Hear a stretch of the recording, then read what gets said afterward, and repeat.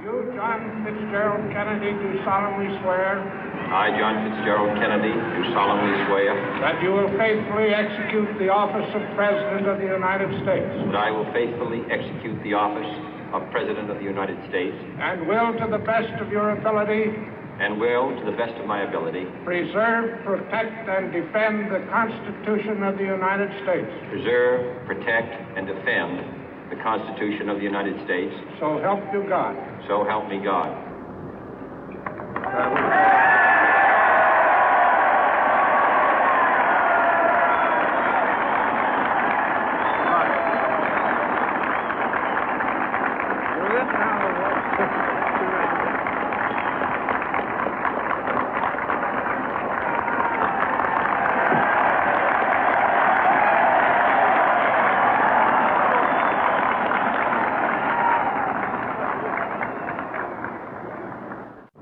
Vice President Johnson, Mr. Speaker, Mr. Chief Justice, President Eisenhower, Vice President Nixon, President Truman, Reverend clergy, fellow citizens. We observe today not a victory of party, but a celebration of freedom, symbolizing an end as well as a beginning, signifying renewal as well as change. For I have sworn before you and Almighty God the same solemn oath our forebears prescribed nearly a century and 3/4 ago. The world is very different now, for man holds in his mortal hands the power to abolish all forms of human poverty and all forms of human life. And yet the same revolutionary beliefs for which our forebears fought are still at issue around the globe. The belief that the rights of man come not from the generosity of the state, but from the hand of God. We dare not forget today that we are the heirs of that first revolution. Let the word go forth from this time and place to friend and foe alike that the torch has been passed to a new generation of Americans born in this century, tempered by war, disciplined by a hard and bitter peace, proud of our ancient heritage, and unwilling to witness or permit the slow undoing of those human rights to which this nation has always been committed and to which we are committed today at home and around the world.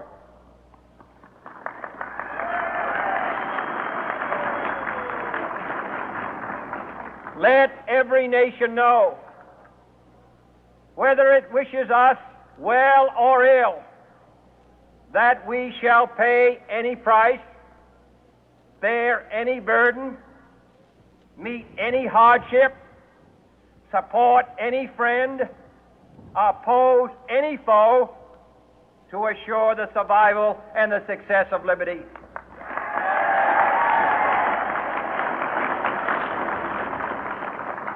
This much we pledge and more. To those old allies whose cultural and spiritual origins we share, we pledge the loyalty of faithful friends. United, there is little we cannot do in a host of cooperative ventures. Divided, there is little we can do, for we dare not meet a powerful challenge at odds and split asunder. To those new states whom we welcome to the ranks of the free, we pledge our word that one form of colonial control shall not have passed away, merely to be replaced by a far more iron tyranny. We shall not always expect to find them supporting our view, but we shall always hope to find them strongly supporting their own freedom, and to remember that in the past, those who foolishly sought power by riding the back of the tiger ended up inside.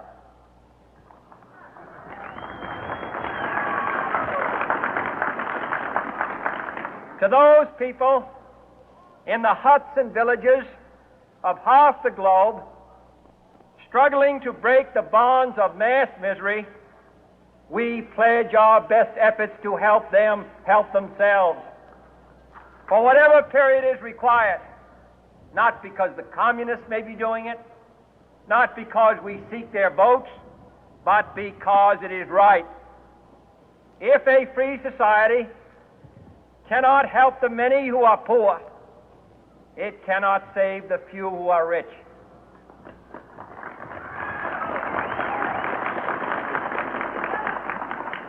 To our sister republics south of our border, we offer a special pledge to convert our good words into good deeds, in a new alliance for progress, to assist free men and free governments in casting off the chains of poverty. But this peaceful revolution of hope cannot become the prey of hostile powers. Let all our neighbors know that we shall join with them to oppose aggression or subversion anywhere in the Americas. And let every other power know that this hemisphere intends to remain the master of its own house.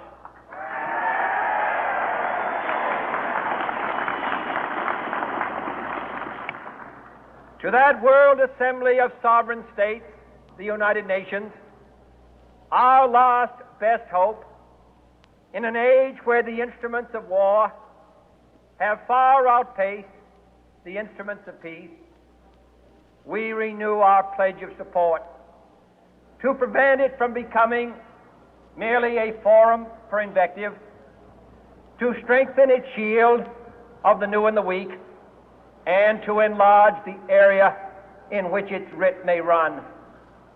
Finally, to those nations who would make themselves our adversary, we offer not a pledge, but a request that both sides begin anew the quest for peace.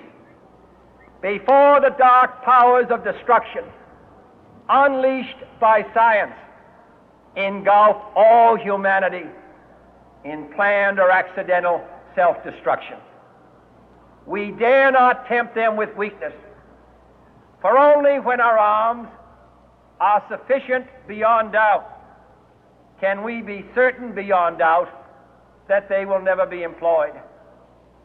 But neither can two great and powerful groups of nations take comfort from our present course, both sides overburdened by the cost of modern weapons